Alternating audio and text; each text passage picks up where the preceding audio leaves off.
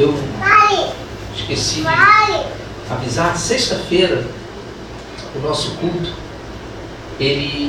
nós iremos antecipar meia hora. Nosso culto começa todos os dias, por exemplo, amanhã, 7h30, quarta, 7h30. Somente nessa sexta-feira será às 19 horas. Sexta-feira agora, dia 18, será às 19 horas.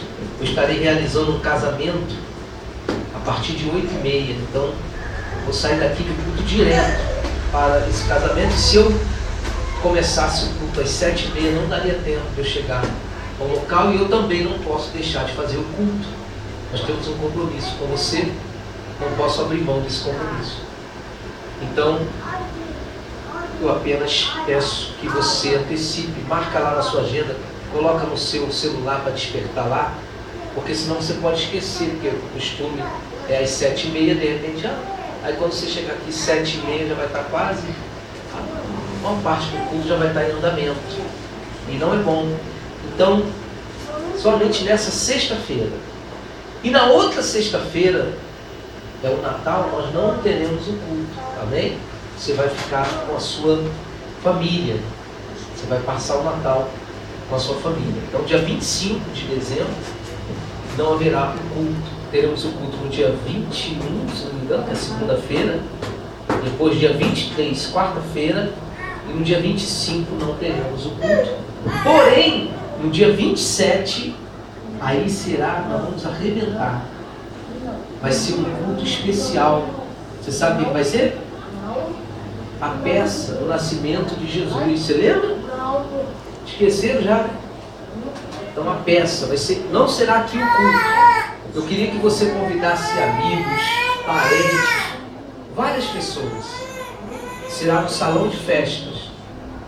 O proprietário do salão, o Ronaldo, ele nos cedeu, não haverá festa no domingo, então ele cedeu para nós fazermos a peça lá no salão de festa. Vai ser muito bacana. As pessoas, os atores estão ensaiando, vai ser muito legal. Então dia 25, sexta-feira, não terá culto, mas dia 27, que é no domingo, haverá o culto com a peça O Nascimento de Jesus. Amém? E aí depois, na outra semana, que antecipa aí o Réveillon, né? Dia 31 nós vamos ter os cultos normais. Na sexta-feira também não terá culto. Porém, na quinta-feira nós teremos a vigília da virada. E vamos estar aqui a partir das 10 horas da noite. Amém? Em nome de Jesus. Vamos meditar um pouquinho aqui. Diz assim, eu queria que você lesse no versículo 7, a partir do versículo 7. Então profetizei segundo me fora ordenado. Enquanto eu profetizava, houve um ruído, um barulho de ossos que batiam contra ossos e se juntavam cada osso ao seu osso. Olhei, e eis que haviam tendões sobre eles, e cresceram as carnes, e se estendeu a pele sobre eles, mas não havia neles espírito. Então ele me disse, profetiza o Espírito, profetiza ao Filho do Homem, e diz-lhe, assim diz o Senhor Deus, vem dos 4 ventos, ó Espírito, e assopra sobre estes mortos, para que vivam. Profetizei como ele me ordenara, e o Espírito entrou neles, e viveram, e se puseram em pé, um exército sobremodo numeroso. Amém? Curve sua cabeça. Pai querido e amado, em nome do Senhor Jesus, que nesta hora, meu Deus, o Espírito do Senhor esteja sondando cada coração aqui presente, e através do que o teu povo precisa ouvir, me usa, Pai, porque eu não sei e não tenho nada, e ainda que eu tivesse todo o conhecimento do mundo, não seria suficiente para trazer ao teu povo mudança de vida, pois somente a tua palavra pode mudar a vida. Então, me usa como um instrumento teu para abençoar o teu povo, falando nessa hora aos nossos corações. Em nome de Jesus. Amém. Todos nós conhecemos esse relato bíblico. O vale de ossos secos. Todos nós conhecemos. Existem certos capítulos da Bíblia que todos conhecem. Ezequiel 37, Salmo 23, Salmo 91, não é? Malaquias 3:10. são muito falados, né? E outros. E esse é um deles. Mas o que eu queria, o Espírito Santo me direcionou para falar algo muito importante para a igreja de Cristo. Para você, igreja. Infelizmente hoje, as pessoas estão buscando a Deus de maneira muitas vezes equivocada, pois estão deixando de buscar o abençoador e buscando a bênção em primeiro lugar. Estão buscando coisas materiais que trazem felicidade por alguns instantes, ou por alguns momentos, ou por alguns dias, ou até por alguns meses, mas não resolve o problema. E há um apelo muito grande em busca disso. E eu quero meditar um pouquinho com você nesses pequenos versículos, pouco versículo que nós lemos, quando ele diz assim, ó: então profetizei, segundo me fora ordenado.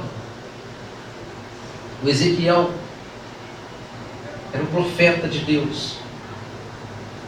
Deus o tomou pelas mãos e o colocou no meio de um vale de ossos sequíssimos.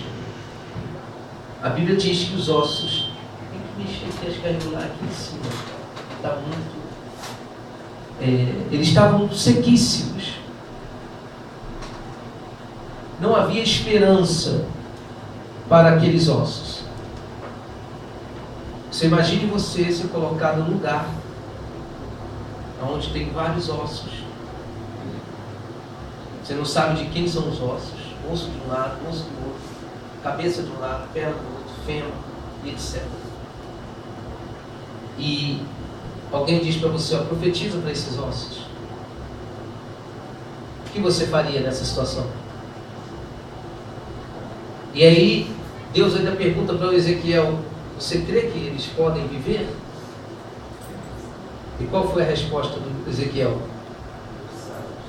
Tu sabes. Você vê que ele dá uma resposta de acordo com aquilo que ele pensa. Tu sabes. Eu sei não. Às vezes somos assim também, não somos?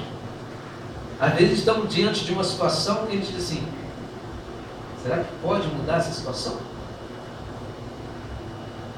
Será que pode acontecer alguma coisa? Pode acontecer um milagre daí? Não é verdade? E qual é? O que Deus diz? Senhor, eu não sei não, hein? Porque o próprio Deus muitas vezes nos coloca dentro dessas situações. E é isso que você tem que entender. A igreja de Cristo tem que aprender a ter intimidade com Deus para entender essas coisas. Muitas vezes, Deus vai te levar a lugares para mostrar para você que Ele é quem decide todas as coisas e Ele pode todas as coisas. Amém? Então Ele coloca lá o Ezequiel numa situação que aos olhos humanos era impossível de se reverter. Como podem viver ossos sequíssimos? Ora, se vamos a um sepultamento, quando a pessoa morre, a gente já, como tem um ditado, enquanto a vida morreu, perdeu-se o quê? Então, por aí você já vê que a coisa é bem difícil, não é? Porque se o camarada está ali, o corpinho dele, todo perfeito, acabou de morrer, está lá. você já perdeu a esperança. Imagine diante de um vale cheio de ossos. Você não sabe quem é quem, qual é o osso, o que fazer. E Deus pergunta para você: eles podem viver? E Ezequiel disse: tu sabes.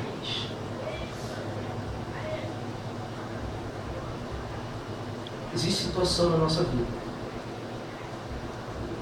que Deus sabe como resolver. Não tente resolver da sua forma. Não tente resolver da sua maneira. Porque se você, às vezes, tentar resolver certas situações da sua vida, você acaba enrolando mais a situação.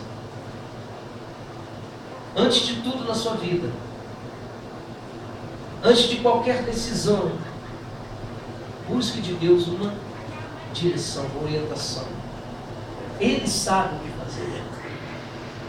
Por pior que seja, Ele sabe como fazer. Por pior que seja a situação, Ele tem poder para reverter. Amém? Ele tem poder para transformar. Compreende?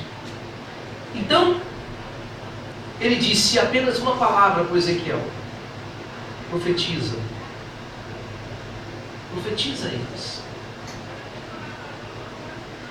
Deus sempre vai nos colocar numa situação e Ele vai mandar que nós venhamos a agir de acordo com aquilo que cremos, de acordo com aquilo que você acredita que pode acontecer.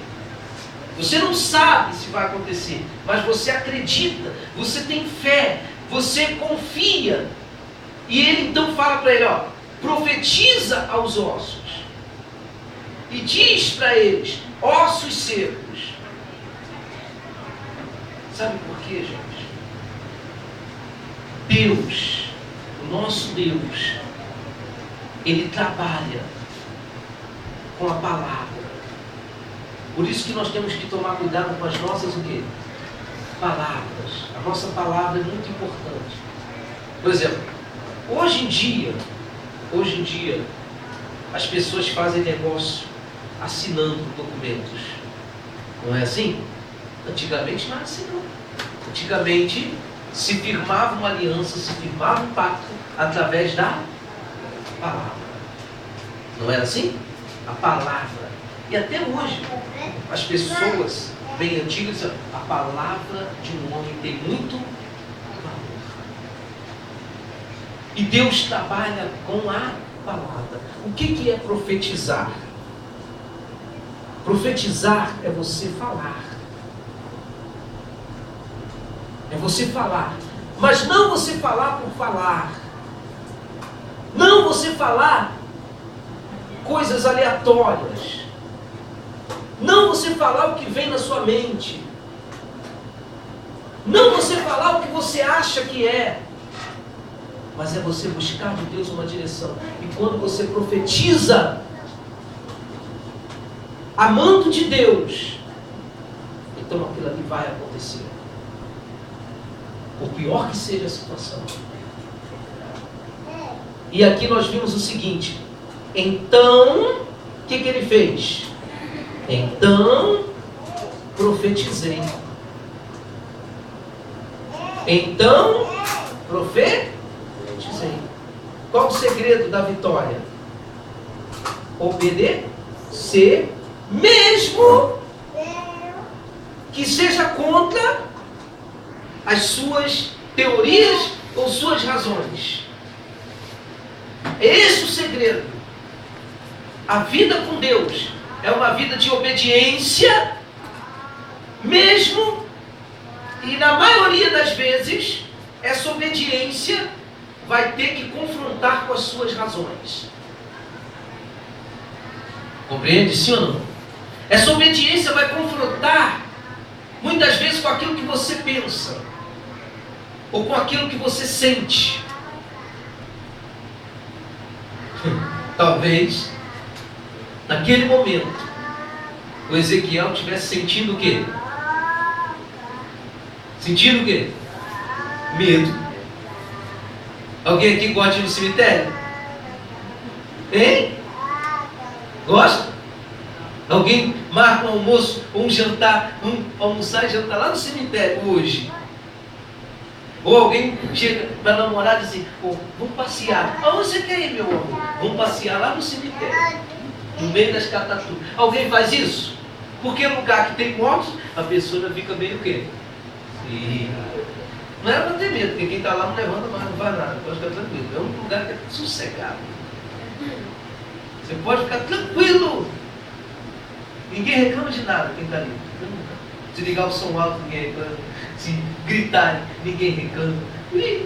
É o único lugar que a pessoa mora tranquilamente. Não tem problema. Os vizinhos reclamam do outro. Já viu? O vizinho, alguém levanta, o meu vizinho lá daqui está reclamando de mim aqui, porque eu estou fedendo muito. Eu não tenho. Acabou. Chegou lá, a última morada lá, meu amigo. Acabou. Não tem reclamação. Mas é um lugar que as pessoas têm medo. É ou não é verdade? Ninguém marca nada para o cemitério. Porque é um lugar espantoso. Ezequiel estava num vale, que eu não sei o que houve lá, talvez uma grande batalha, eu não sei. Eu sei que ali estava cheio de mortos. Não mortos, cheio de ossos. Então talvez o que Ezequiel sentisse fosse um espanto, um medo. Mas ele não reagiu de acordo com o que sentia. Ele reagiu de acordo com o que ele cria. Porque quando Deus falou, profetiza, ele não questionou, mas Senhor. Porque o problema de muitas pessoas é esse. Às vezes, o homem de Deus fala, ó, faz isso, quando Deus dá a direção, mas não é bem assim. Ele profetizou. E quando ele profetizou, o que aconteceu? Então profetizei segundo me for ordenado. Enquanto eu profetizava, olha aí, gente. Enquanto eu, não podemos parar de profetizar.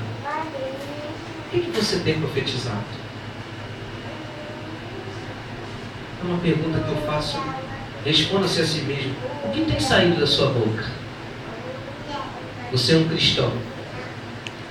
Qual palavra tem saído da sua boca? De bênção ou de maldição? Hein?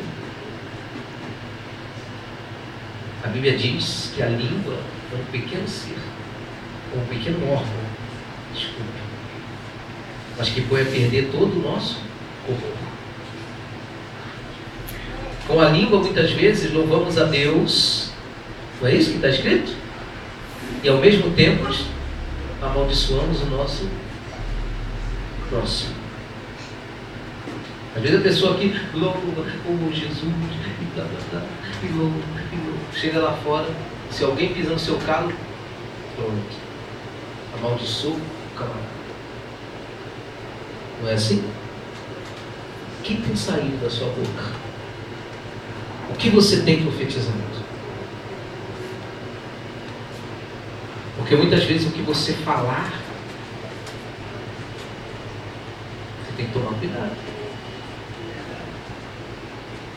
Ah, nunca vai dar certo isso. Então nunca vai dar certo. Eu nunca vou conseguir isso. Então nunca vai conseguir.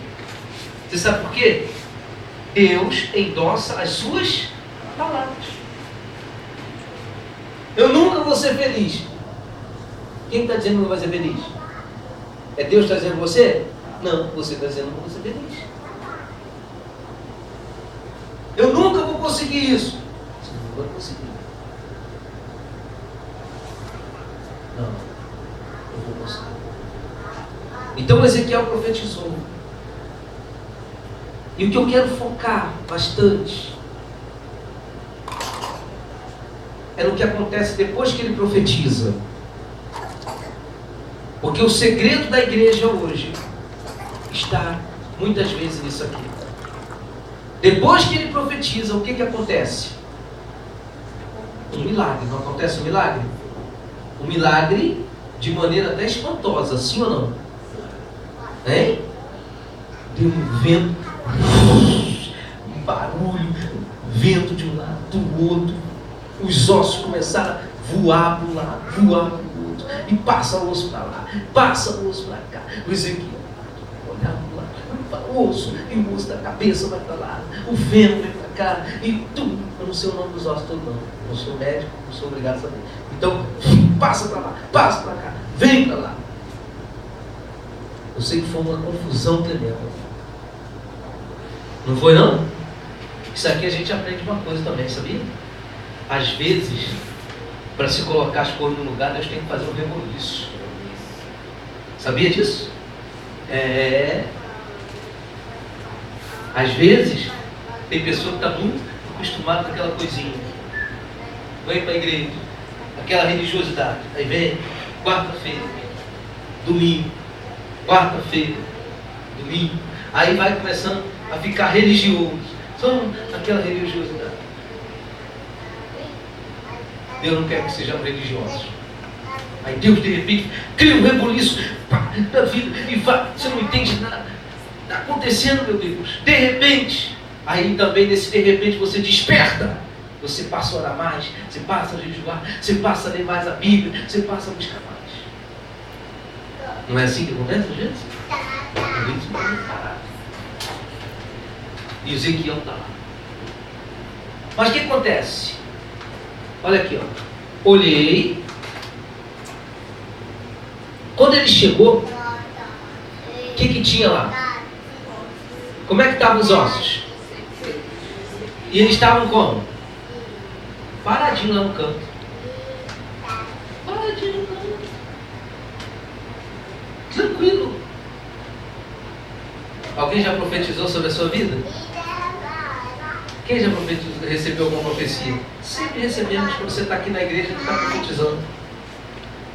Aí a gente diz assim: Deus, depois que esse camarada profetizou para mim, a coisa ficou pior.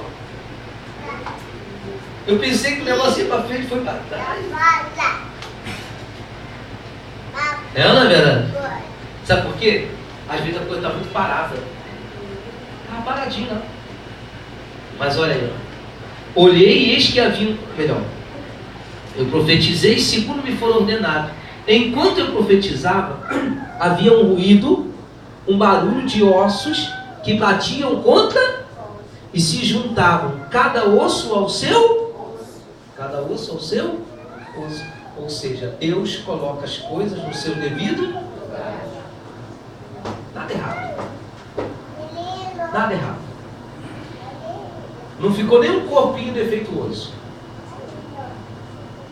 Osso da cabeça no lugar certo, fêmur, tíbia, a bacia e alguns ossos aí pelo seu nome, foram se juntando tudo, ficou tudo bonitinho. Uma caveirinha perfeita. Não deixaram de ser um montão de ossos, passaram a ser as caveirinhas. Vocês já imaginou, gente? Um montão de caveiras, tudo em fileira assim. Eles ficaram em pé assim, bonitinho. Um montão de caveira em pé. Olha, caveira. Aí, você tem que ser assim. Quando você lê a Bíblia, você tem que ir meditando, amém? Vai, viaja comigo aí, pensa aí. Um montão de caveirinha em pé. E quando ele olhou, o que aconteceu? Olhei e eis que haviam tendões sobre eles. E cresceram o quê? As carnes. E se estendeu o quê? Mas não havia sobre eles o quê? É aqui que eu quero chegar. O segredo de tudo aqui.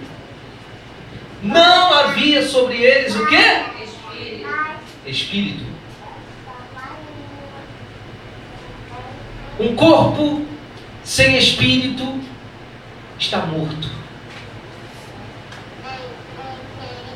E, meu amigo, tem muita gente dentro da igreja que recebeu um milagre, que recebeu uma maravilha, porque aqui a gente vê, aconteceu algo extraordinário, mas não houve vida.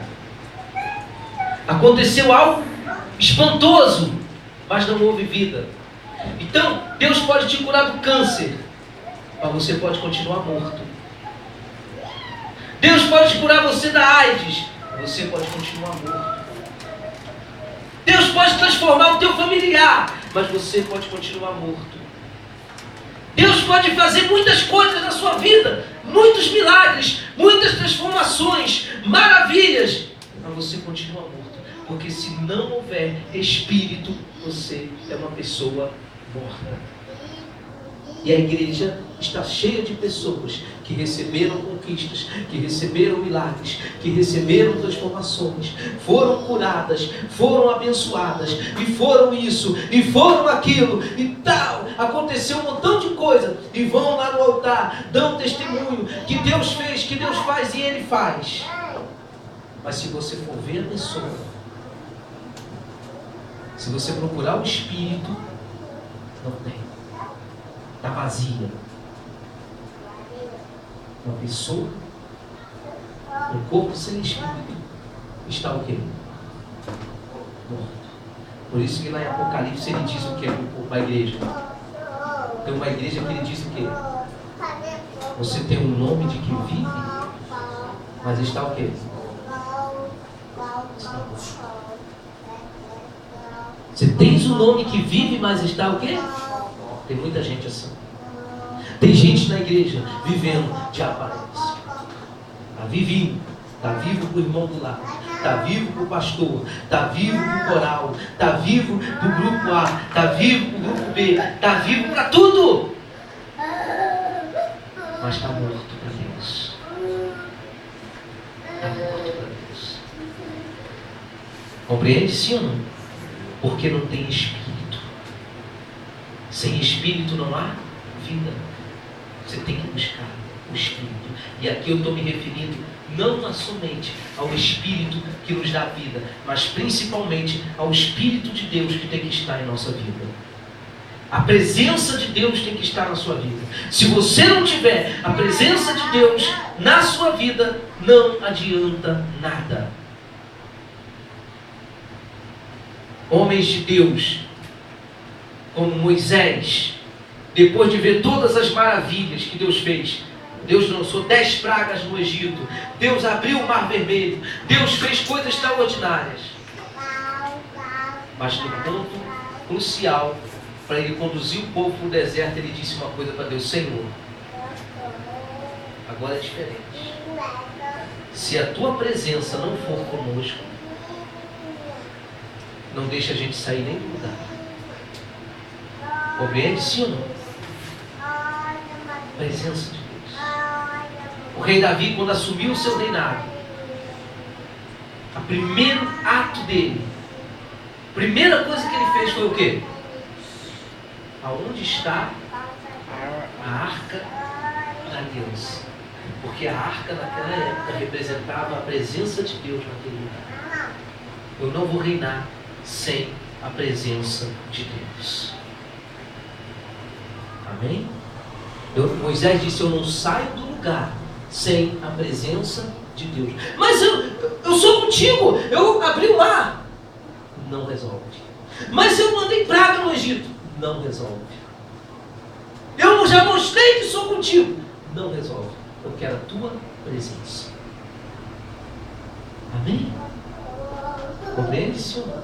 Porque alguém, uma pessoa, sem a presença de Deus, sem o Espírito de Deus, ela é uma pessoa morta. E ele diz, para a gente terminar, ele diz assim: então ele me disse, profetiza aos espíritos, profetiza ao Filho do Homem, diz-lhes: assim diz o Senhor Deus, vem dos 4 ventos, ó Espírito, e assopra sobre estes, sobre este o quê? Para quê? Para que vivam, gente. Vivam. Assopra sobre estes mortos, porque apesar de estarem de pé, apesar de terem carne, apesar de terem tendões, apesar de terem pele, são mortos. Eu tenho que ver isso na minha vida. O que eu estou fazendo? De repente eu toco no coral, mas estou morto. Compreende? Sim ou não? De repente, eu faço a obra de Deus, mas estou morto. De repente, pode até pregar aqui no altar. Não quer dizer nada, porque quem usa é Deus. E para Deus te abençoar, não vai depender de mim. Ele vai ultrapassar o meu limite e vai te abençoar. Mas eu posso estar morto. Não é só porque é o pastor é o tambambam. Muitas vezes está morto. O povo é abençoado porque você vai ser abençoado. Deus não vai te prejudicar por causa do pastor. Mas ele vai ser cobrado, ele vai ser responsável por aquilo que ele vive, por aquilo que ele pratica. Amém? Então não adianta eu participar disso, participar daquilo, viver assim, fazer. Eu posso ser um bom pregador, posso ser um bom cantor, posso ser um bom músico, posso ser um bom obreiro, mas se eu não tiver a presença de Deus, eu estou morto. Morto. Eu tenho que pedir a presença de Deus para que viva. Sopra sobre estes mortos para que vivam. Você tem que estar vivo na presença de Deus, diante de Deus. Amém, gente? Amém. E ele diz assim: profetizei como me ordenara, e o Espírito entrou neles, e viveram e se puseram em pé um exército sobremodo numeroso. Olha só que interessante, gente. A gente vai terminar agora. Meu Deus do céu. Uma coisa interessante. Tem gente que gosta do barulho. Não gosta? Sim ou não? Barulho! E vira de cabeça para baixo. Pula para lá. Rola. Quando ele profetizou a primeira vez, o que aconteceu? Um grande o quê? Barulho. Não foi? Talvez está escrito aí. Barulho. Muitas vezes existe muito barulho. Olha o segundo termo. Profetizei como me fora ordenado. Vê se teve algum rebuliço. Vê se teve algum barulho. Hein? Teve? Sabe por quê, gente? A presença de Deus não depende dos movimentos. A presença de Deus não depende do momento. A presença de Deus é constante. E ela não faz rebuliço. Ela entra na sua vida e ela muda o teu ser de dentro para fora. Os rebuliços mudam de fora para dentro, mas não muda lá dentro. A presença de Deus, ela traz vida de dentro para fora. É isso que você tem que ter. Amém? Para a gente terminar, você lembra de um profeta muito abençoado chamado Elias? Subiu no monte, Deus falou: sobe no monte. E de repente no monte veio um terremoto. Mas Deus não estava no... E veio fogo. Deus não estava. Compreende, sim ou não? Mas de repente veio um vento tranquilo e suave.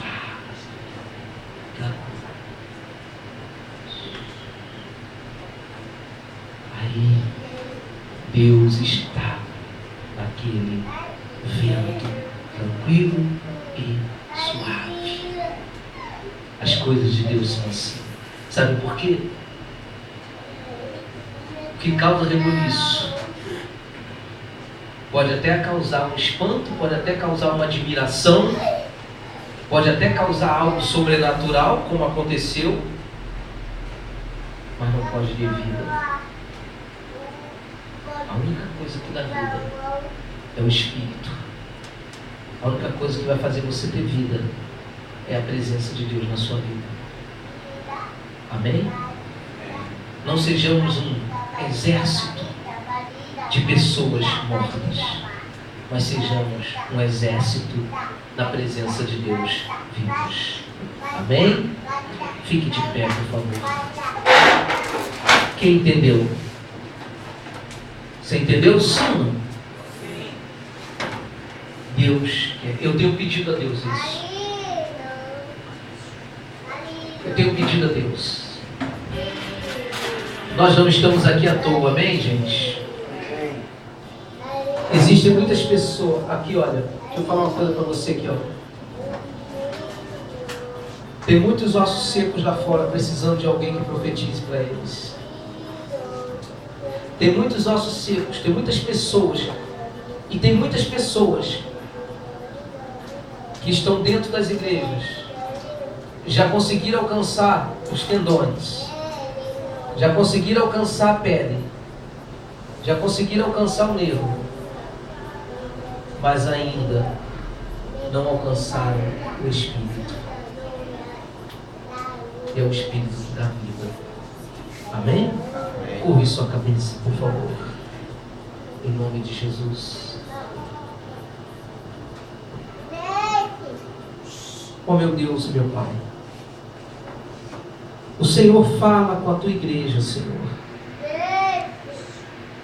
E o que o Senhor mostra, meu Pai, é que independente dos milagres, das maravilhas, das coisas extraordinárias que podem acontecer no meio da tua igreja ou no meio do teu povo, isto, meu Deus, não é suficiente para que tenhamos vida, porque a vida depende do Espírito.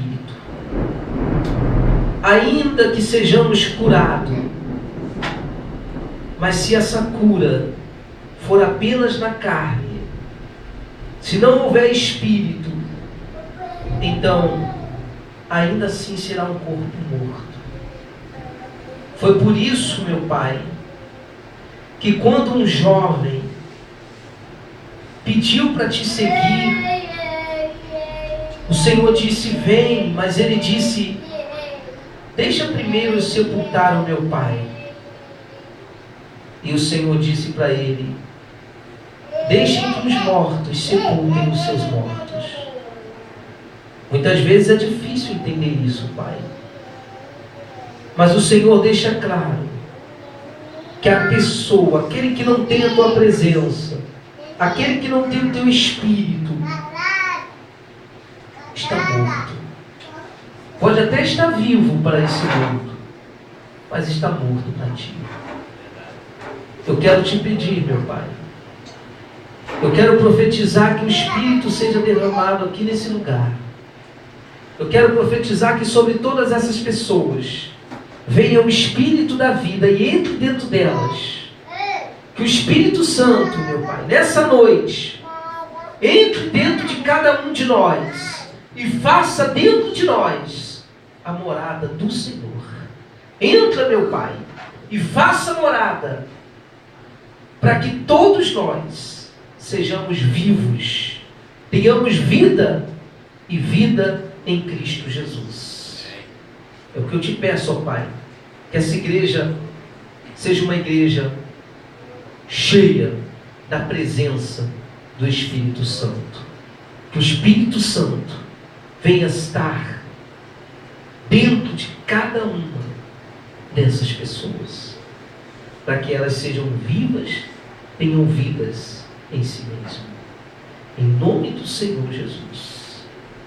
Diga amém. Amém. Diga graças a Deus. Amém? Que a presença de Deus esteja em você. O Espírito Santo esteja sobre você. Em nome de Jesus. Amém? Amém. Vamos terminar agora. Antes de terminar, quero chamar aqui esse rapaz, por favor, vem aqui. Conhece esse rapaz aqui? Quem conhece? Gente boa, né? Hoje ele está completando 21 anos. Tá bem? 21 anos. É uma vida, né? Hoje ele completa mais essa idade. E nós vamos orar por ele, amém? Vamos abençoar a vida dele. Cadê? Pega lá, Wesley, para mim. Aquele bolo lá.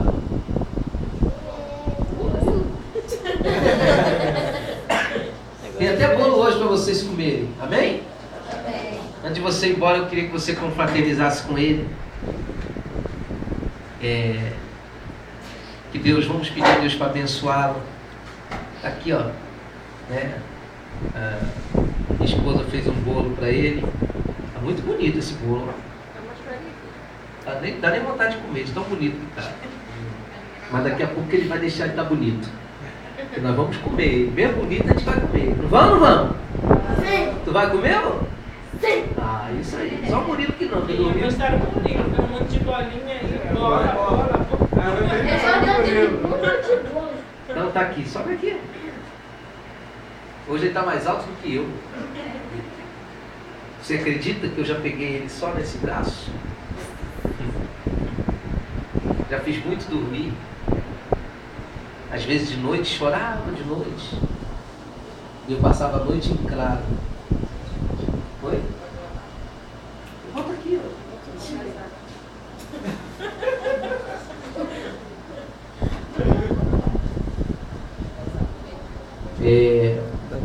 Já fiz muito dormir nos meus braços. Hoje não consigo nem levantar. Não dá mais. É muito prazeroso. O mais importante é que ele siga na presença de Deus. É o que eu mais desejo. O que eu mais peço a Deus é que os meus filhos cresçam tementes a Deus. Amanhã não sei se serão pastores, se será a esposa de um pastor, se vão fazer a obra de Deus. Não. Isso aí é consequência da vida com Deus. Eu quero que eles tenham vida com Deus. Sejam cristãos, tementes a Deus, façam a vontade de Deus. Só isso. O mais importante é isso. Amém? Então, aqui tem nos ajudado, está fazendo a faculdade, eu creio que vai terminá-la. Creio que Deus vai abençoar e ele vai alcançar os seus objetivos. Em nome de Jesus. É isso que eu desejo de todo o meu coração para a vida dele. Amém? Que ele seja muito abençoado e que ele alcance todos os seus objetivos. O que eu puder fazer para isso, a gente faz. Mas nem tudo a gente pode fazer. Né? Então vamos orar por esse rapaz, vamos? Estenda a mão para cá, senão eu não tenho como falar muita coisa, não dá. Estenda a mão para cá. Pai, em nome de Jesus, obrigado, Senhor, pela vida do Leonardo, que hoje está completando 21 anos. Senhor, abençoe ele em tudo. Derrama sobre ele, Deus, bênçãos sem medidas. Que ele cresça, Pai, na presença do Senhor. Eu me lembro, Deus, que no dia 31 de dezembro de 1994 foi quando ele nasceu. Enquanto todos assistiam fogos, enquanto todos viam os fogos, olhavam, se admiravam, ele tinha poucos meses de vida e eu lembro que eu peguei nas mãos, eu apresentei ao Senhor e eu pedi que o Senhor cuidasse dele para mim por toda a vida. Então eu continuo, meu Pai, crendo nisso. Eu creio que naquele dia, ao entregá-lo nas tuas mãos, o Senhor passou a dividir comigo a responsabilidade de cuidar dele. Eu te agradeço porque o Senhor tem feito muito mais do que eu. Obrigado pela vida dele. E que essa data se repita por muitos e muitos anos. Sempre com saúde e paz. E principalmente, que ele seja fiel a ti até o último dia da sua vida. Em nome de Jesus. Amém. Amém? Graças a Deus. Dê um aplauso para Jesus.